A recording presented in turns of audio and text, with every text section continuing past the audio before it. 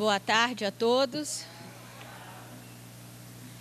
Primeiramente, antes de começar, como nós já organizamos um evento desse lá na Flórida, nós sabemos o quanto é desgastante, o quanto é difícil colocar um evento desse em prática. Então, parabéns à equipe, tá? Uma salva de palmas para vocês.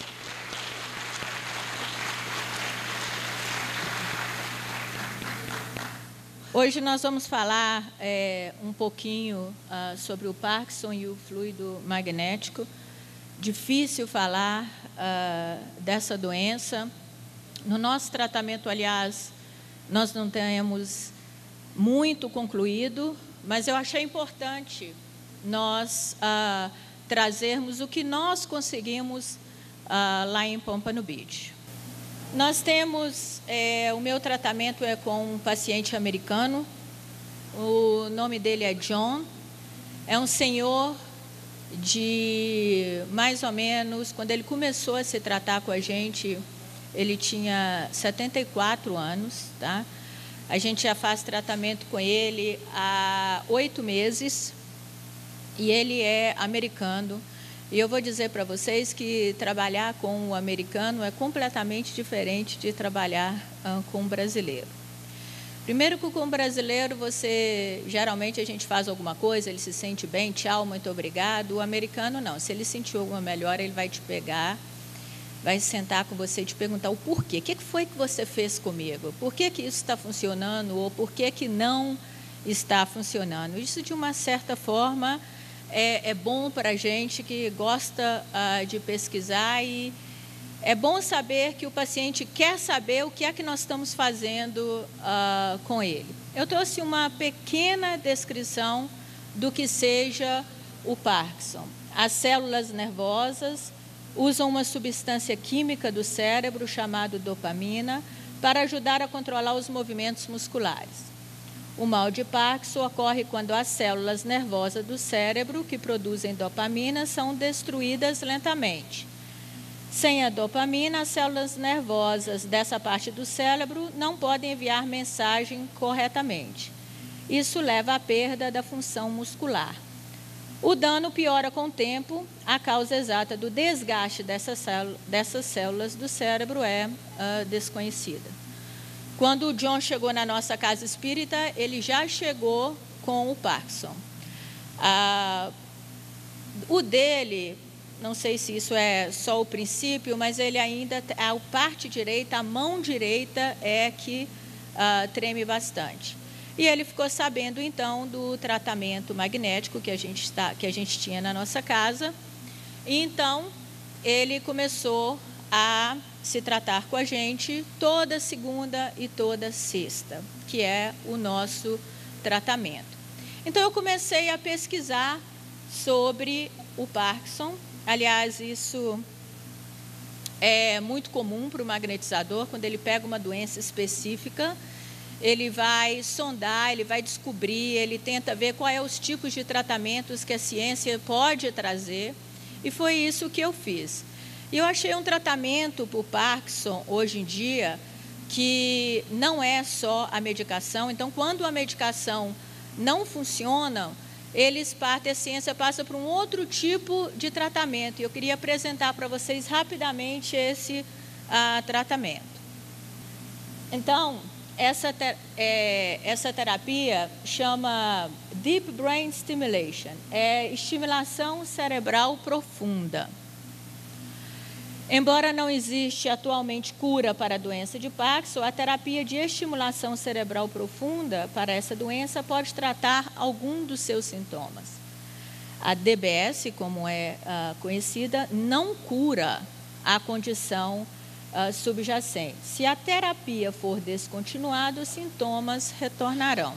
E o que é essa terapia? Vou contar a história para vocês. Eu estava assistindo um vídeo do YouTube, eu fui procurar alguma coisa sobre Parkinson e achei o vídeo que eu vou mostrar para vocês daqui a pouco. Vamos lá. Um sistema de DBS consiste em 3 componentes implantados. Um eletrodo, um cabo eletrodo é constituído de 4 finos fios, olhe bem isso, isolados e enrolados, com 4 eletrodos em uma ponta. O cabo eletrodo é implantado no cérebro. É constituído também esse aparelho de uma extensão. Uma extensão conecta-se ao cabo eletrodo e passa sobre a pele desde da cabeça, através do pescoço, até a parte superior do peito. E um neuroestimulador. O neuroestimulador conecta-se à extensão. Esse dispositivo pequeno e hermeticamente fechado, semelhante a um marca-passo cardíaco, contém uma bateria e componentes eletrônicos. O neuroestimulador é geralmente implantado sobre a pele, no peito, abaixo da clavícula, depende do paciente. Um cirurgião poderá implantar o neuroestimulador no abdômen, às vezes chamado de um marca-passo cerebral. Ele produz os pulsos elétricos necessários à estimulação. Ela é, segundo a ciência, eficiente. O sistema DBS estimula a região específica dos cérebros. Em estudo clínico, 87% dos pacientes demonstraram melhora no escorrer motor no estado sem medicação ao final da avaliação de 12 meses. Ele é ajustável. Os parâmetros de estimulação podem ser ajustados pelo seu clínico para satisfazer suas necessidades específicas. Ele é reversível. Diferentemente de outros tratamentos cirúrgicos, a terapia DBS não envolve a remoção de nenhuma parte do seu cérebro. O sistema DBS pode ser desligado ou removido.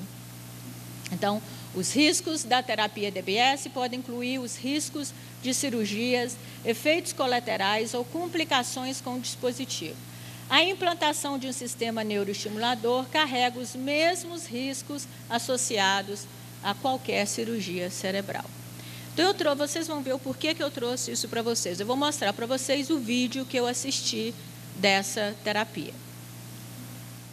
See important safety information at the end of the video. Only your doctor can determine if this therapy is right for you.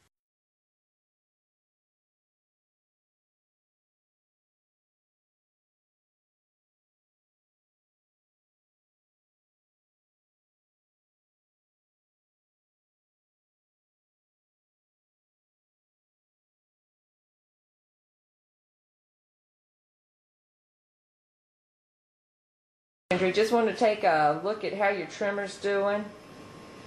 That's pretty darn spiffy, isn't it? You're getting some effect from that other side, it looks like. That looked fine. Here's to you, huh? Here's to you.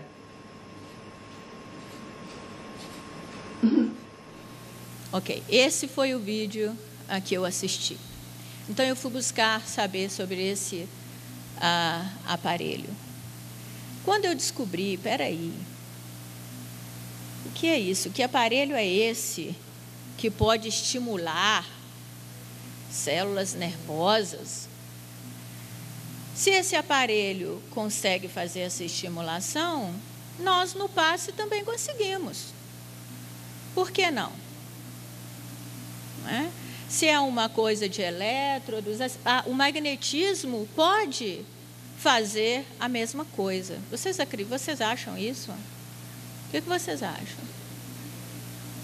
Se um aparelho pode ser colocado dentro do cérebro para mandar estimulações para o cérebro, será que nós podemos estimular esse cérebro através do magnetismo? Essa foi a minha pergunta. E eu então, buscar, no momento do passe, conseguir estimular o cérebro e fazer a mão do paciente parar de tremer. Pode passar, e esse é o vídeo que eu vou trazer para vocês. Can you feel good? It's like I'm holding a glass that starts shaking too much. I have to take it in the other hand. Put it down. Let's see this, John. What if you hold this? Thank you. Put your energy to your forehead.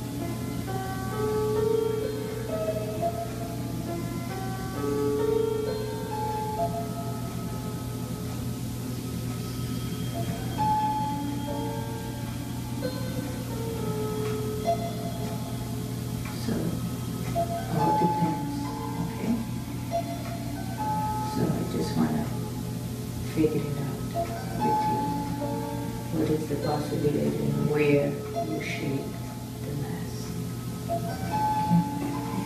Yeah? And it comes down to back down here. Electrical system. The electrical system.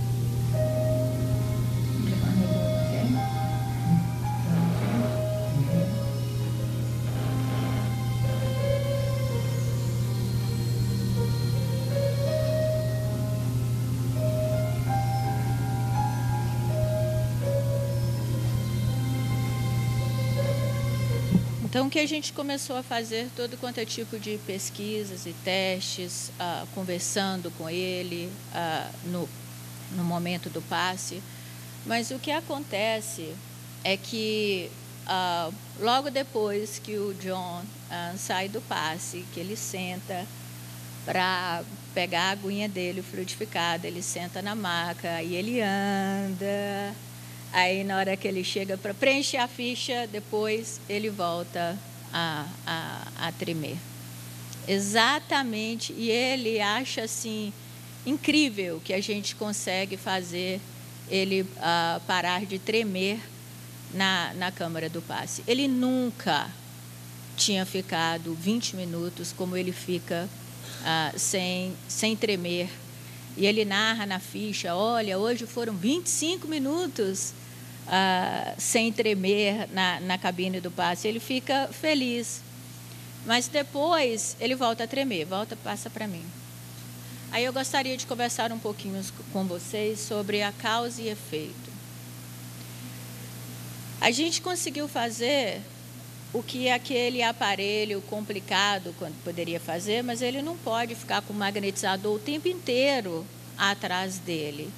Ou seja, o que a ciência conseguiu foi combater o quê? O efeito do Parkinson, através daquele aparelho, e ajuda muita gente.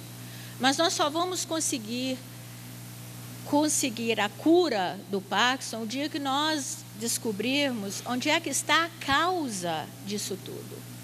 O que é que causa uma pessoa a perder esse controle muscular e nos dirigir exatamente para a causa. E há um problema, por exemplo, a nossa ciência ela é mestre em fazer isso, em cuidar apenas do efeito.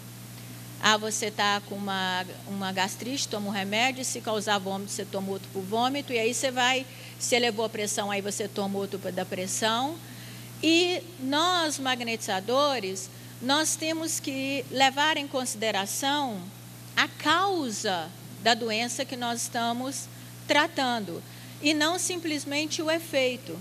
E olha como é complicado, porque quando nós formos trabalhar o tato magnético, e nós vamos ir buscando, a primeira coisa que nós vamos ver é o efeito, porque o efeito grita. Você vai fazer o tato e você vai sentir, por exemplo, se uma pessoa está com câncer, por exemplo, você vai fazer um tato e você vai sentir o tumor ali. E aí você vai entrar em guerra com aquele tumor, né? Você vai tentar destruí-lo. E ele vai tentar crescer e você vai tentar destruir, e ele vai tentar crescer e você vai destruir. Mas o que está causando esse tumor a aparecer naquele lugar? O que é que está causando algo a acontecer? Complicadíssimo trabalharmos com qualquer doença, principalmente em termos energéticos, se nós nos deixarmos ligar apenas no efeito. Jacó trouxe uma vez, não sei se foi num seminário que eu vi, de uma experiência que ele teve com a própria irmã, de uns furuncos que apareciam, né?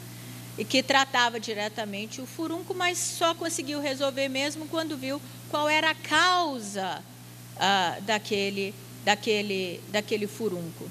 E nós precisamos começar a pensar um pouquinho nisso. Tratar, sim, e é interessante porque eu vou ficar quanto tempo provando o poder do fluido magnético com o John, sendo que ele levanta dali e sai andando e volta a tremer de novo. Eu já sei que funciona. Nós conhecemos o poder do fluido magnético. Como aplicá-lo? Buscar a causa, trabalhá-lo exatamente aonde a gente necessita trabalhar. Eu acho que é a maior dificuldade para nós, magnetizadores. Principalmente quando nós temos quando o tato, primeiramente, vai apontar apenas os efeitos. Eu me lembro que quando a gente vai tratar o John ou qualquer outra doença, a gente passa uns 15 minutos tentando amenizar aquele efeito para a gente tentar buscar realmente a causa da doença. E o dia que nós acharmos, aí sim a gente vai trabalhar em cima dessa causa. Então, assim, procurar no cérebro o que o John tem, a gente realmente fez isso durante muito tempo. Fazer ele parar ali de tremer, a gente já conseguiu. Qual seria, então, a próxima etapa? Nós, então, resolvemos atender e buscar no sonambulismo como ferramenta útil no tratamento magnético. Nós temos na nossa casa, apareceu uma senhora, não era espírita, não conhece nada de espiritismo, nada de magnetismo, mas é uma sonâmbula autêntica.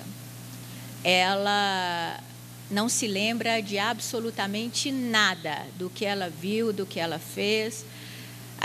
Eu comecei a testar por causa do Luigi, que percebeu isso nela e falou assim, faz um teste com ela que eu acho que ela é sonâmbula. E eu realmente comecei a fazer um teste, eu vou até contar para vocês como é impressionante o sonambulismo, eu estava falando com a Adilson. No segundo teste que eu fui fazer com ela, eu estava extremamente preocupada com meu filho. Meu filho foi estudar fora e estava numa faculdade em outro estado e tinham acontecido algumas coisas, eu estava extremamente preocupado com ela e fui magnetizar. Dona Délia, o nome dela. Magnetizei, ela entrou em sonambulismo, daqui a pouco ela disse assim, olha, eu estou vendo um rapaz, ele é assim, ela não conhecia o meu filho, porque quando ela começou a frequentar o centro, Augusto já tinha viajado, e ela disse, eu estou vendo um rapaz, ele é branquinho, do cabelinho assim, ele é assim, eu sei o nome dele é Augusto. E ela me disse, ele está precisando de ajuda, porque ele está com uma angústia, uma coisa aqui no coração. E naquele momento eu falei, meu Deus, o Luiz estava certo, essa é uma sonâmbula autêntica, porque você vê o poder do magnetizador, quer dizer, eu fui magnetizá-la, lembra que o Adilson colocou da influência nossa sobre o sonâmbulo? No momento que eu fui magnetizá-la, ela percebeu toda a minha preocupação, se conectou, viu meu filho e deu nome a ele, que ela não conhecia, muito menos sabia que eu estava com aquela aflição no coração. Tá? Então, eu comecei a fazer um trabalho com ela, eu deitava, magnetizava e comecei a trazer, então, o John, junto, na mesma sala. Em uma maca ficava a sonâmbula, em outra maca ficava o John. Pode mudar. Na primeira sessão, ela disse assim, existem alguns pontos na cabeça. Vejo uma linha branca bem fininha. Existe um erro de comunicação do lado direito. Essa foi a primeira coisa que ela colocou. Vamos lembrar que essa pessoa não tem nenhum conhecimento de magnetismo, nem de anatomia, nem de absolutamente nada. Ela só disse que tinha alguns pontos na cabeça e que ela via uma linha muito fininha. Isso foi o que ela viu. Na segunda sessão, ela vê o mesmo quadro. Eu pergunto para ela, daí eu pergunto, o que é que está causando esse erro de comunicação? Procure ver.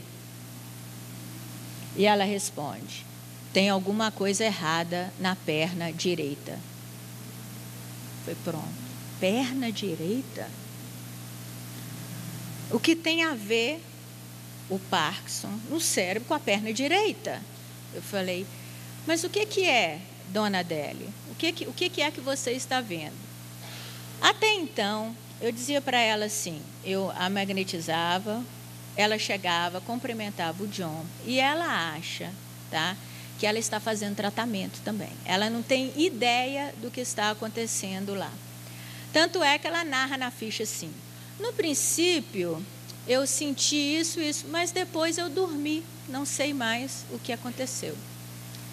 E no momento que ela volta do transe, ela dificilmente consegue voltar com transversivos, e eu vou e dou um sopro bem no frontal dela. Aí ela acorda, aí ela fala: onde eu estou? O que está acontecendo? Eu falei: nada, dona Adélia, a senhora está comigo. Ela não sabe de nada que eu estou narrando aqui para vocês, eu também não conto para não deixar, né? Já que está tão bem assim, ela está conseguindo ver tão bem assim, para que dizer alguma coisa para ela? Então, na segunda sessão, ela disse que tinha algo errado na perna direita. Então, eu comecei a pensar comigo assim: bom, se tem algo na perna direita, eu vou precisar aumentar um pouco essa conexão. Então, eu comecei a fazer o seguinte: eu magnetizava a dona Adélia. Quando ela entrava no estado sonambúlico, eu pedia a John que o John viesse e desse a mão para ela.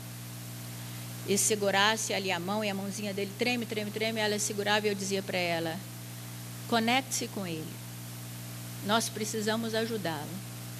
Me diz onde é que está o problema desse senhor. Aí o John se deitava assim na cama, na câmara de passe, e na terceira sessão, passa para mim, ela me disse assim: eu acho que é uma veia bem fininha que está, eu vejo uma poeirinha dentro dessas veias. Precisa de agulhas para desentupi-las, mas o fluido pode ser usado também.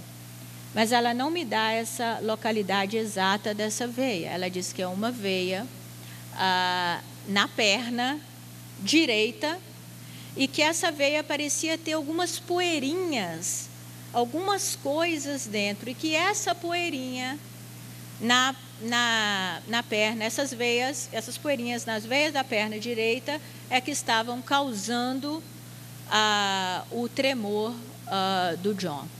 Passa para mim. Na quarta sessão, ela diz que consegue ver várias pequenas veias. Eu estou dizendo veias, mas eu não sei se é veias mesmo, se ela está vendo nades, né? A gente não sabe exatamente, eu não sei, porque como ela também não tem conhecimento, eu não sei se ela está vendo a veia. Para ela, o que ela consegue ver, ela descreve como veias. Várias pequenas veias com esse mesmo pó. Não sei dizer o que é, talvez uma calcificação. Essa veia tem ligação com coração e cérebro. Trabalha a cabeça, o coração e a perna. É um trabalho difícil, mas não impossível. Então eu perguntava para ela: mas tem como a gente trabalhar essa veia e desentupi-la, né, entre aspas? E ela disse: tem sim, porém não é de um dia para o outro. Na quinta sessão que eu tive com a dona Adélia, com a sonâmbula, ela me dá a localidade exata dessa veia, que ela, segundo ela, é a principal. E outras veias também estão com esse pozinho que ela diz, que ela descreve, mas ela diz que a localidade dessa veia, a que está mais entupida, entre aspas, é aqui, ó.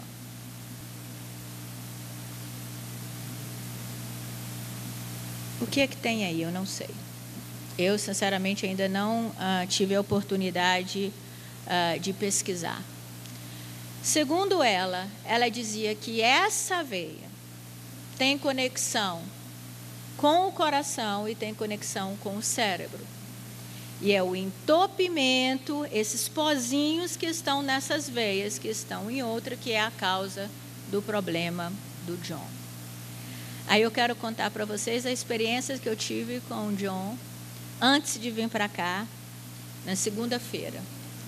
Eu comecei, então, a magnetizar. E esse fenômeno com essa sonâmbula é algo assim tão impressionante, tão bonito, porque ela está deitada, ele está deitado, e para ela me dar a localidade da veia, ela dizia assim, e a sala escura, a sala não é clara, ali como vocês viram, porque geralmente a gente diminui a luz. E ela deitada em uma, o John deitado em outra, ela vai dizendo, não, não, mais para baixo, não, não é aí, com os olhos fechados. Na hora que eu passava, é aí que está essa veia. Você precisa desbloqueá-la. Imagine agulhas, imagine algo saindo da sua mão, mas essas veias precisam, é preciso tirar esse pozinho que está dentro dela. E na segunda-feira, eu então deixei um pouco a cabeça, porque é uma coisa óbvia, né? E eu costumo lembrar, por isso que a gente deve sempre tentar buscar a causa de certas coisas, porque nós sempre temos a tendência de buscar o quê? Se é Parkinson, obviamente, vai estar tudo aonde? Na cabeça. Se for depressão, vai estar tudo aonde? Na cabeça. Qual for a surpresa quando Jacó descobriu que o centro de força mais envolvido na depressão era o esplênico, e não o frontal, e não o coronário, como a lógica nos diz que seria. Então, às vezes, nós precisamos deixar um pouco a lógica e buscar causas daquele problema em lugares que a gente nunca imaginaria que o problema estivesse ali.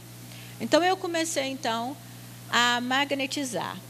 Na terceira para a quarta sessão, ela ia dizendo e eu ia magnetizando. Ela ia dizendo e eu ia magnetizando. Pela primeira vez, em 8 meses de tratamento, o John me narra na fecha assim, essa semana os tremores diminuíram. Essa semana os tremores diminuíram. Quando foi da terceira para a quarta, que a gente já estava trabalhando as pernas, ele disse assim, fiquei uns 5 minutos sem tremer essa semana. Dentro do, não só no passe, mas em casa. E ele diz assim, os tremores diminuíram. Não estão tão intensos. Porque, tadinho, se vocês vissem, ele treme. E ele já não está conseguindo nem, e muitas das vezes ele não estava conseguindo se alimentar, que segura o garfo é pior ainda. Então, ele começou a narrar isso. Na segunda-feira, eu comecei a aplicar o passe no John, e eu comecei, então, a me concentrar e buscar realmente essa perna, essa veia. Aí eu peguei a veia ali, comecei a magnetizar, dei imposição, fiz imposição de impacto, eu queria realmente com o tato. E, aliás, quando ela confirmou que existia realmente a veia, eu fui colocar o tato lá. Claro que eu senti, né, também já tinha me dado a pista, né? Ela já tinha me dito onde que era, ficou mais fácil. E eu queria sentir realmente, através do meu tato, essa veia, tentar perceber a ligação dela com o coração e com o cérebro. Então, eu comecei a magnetizar, fiz circulares, fiz fricções, fiz um monte de coisas, mas assim, o meu desejo naquele momento era de realmente sentir aquela veia. E, por a minha surpresa, na hora que eu estou lá, já fazia uns 15 minutos que eu vinha trabalhando, o John dá um grito. Ai! E ele é um senhor completamente discreto. Eu abri o olho e falei assim, ele falou, ai, que dor aqui. Eu estava trabalhando na perna direita. E ele então dá um grito, dizendo que ele estava sentindo todo esse ombro, toda essa parte direita. E ele diz assim, está doendo muito, está doendo muito.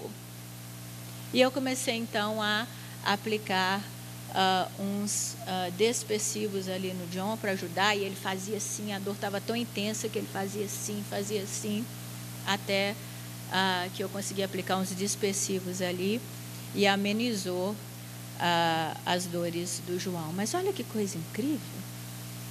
Eu estava trabalhando a perna direita, ele grita com dor aqui no ombro. O magnetismo é assim, gente. O magnetismo trabalha de um jeito que muitas vezes se nós não sairmos disso aqui, ó, nós não vamos conseguir de forma alguma o que os magnetizadores da época conseguiram. Nós precisamos abrir um pouco a nossa cabeça para que a gente consiga realmente fazer os que os magnetizadores da época faziam. Eu estou lendo um livro agora de sonambulismo e magnetismo, de um inglês, Edwin Lin, e ele conta um fato de um homem que tinha perdido completamente o lado direito inteiro, não conseguia, só conseguia andar de muleta. Em 6 meses, esse homem foi completamente curado. Em 6 meses. Então, até que ponto, eu costumo dizer assim, existe limite para o magnetismo? Existe aquela doença que ele pode curar, que ele não pode curar? Eu, Ionara, acredito que não. Eu estava aqui no intervalo, ouvi tanta gente dizer, porque nós vamos amenizar. Desculpa, gente, a gente não está aqui para amenizar ninguém, a gente está aqui para curar.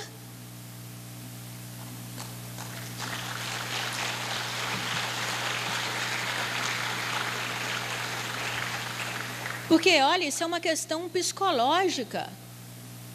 Se você já chega com um paciente para acreditar que você vai amenizar, porque os magnetizadores do passado nos dão as pistas. Ele diz o seguinte, que o responsável por tudo chama-se a sua vontade. Aliás, eu tenho uma implicância como foi traduzida essa palavra vontade para o português, porque ela, vontade, que seria will em inglês, tem um poder muito mais forte. Vontade em português, a gente diz, estou com vontade de tomar um sorvete, ficou vontade, desejo. Vontade, will, no inglês, significa determinação. Significa intenção. Tem a ver com poder. Essa é a vontade que os magnetizadores, que nós precisamos desenvolver em nós. E os magnetizadores dizem o seguinte, a vontade é que traz o fluido, a mão é apenas aquela que leva o fluido. Então, se nós não temos essa vontade ardente dentro de nós, essa determinação, essa certeza, não adianta a gente colocar a mão lá. Porque a mão e os olhos são condutores dessa energia. O que faz a estimulação dessa energia é a vontade. Então, se você não acredita, se você não tem a certeza que você pode curar essa pessoa, a sua emissão fluídica está comprometida. Mesmo que você não cure, não tem problema. Mas você precisa acreditar, você precisa ter essa certeza íntima do que nós podemos. O fluido magnético é muito, muito poderoso. Mas a emissão dele vai depender da nossa vontade, da nossa determinação, da nossa certeza. Era essa a minha mensagem da noite para vocês. Muito obrigado.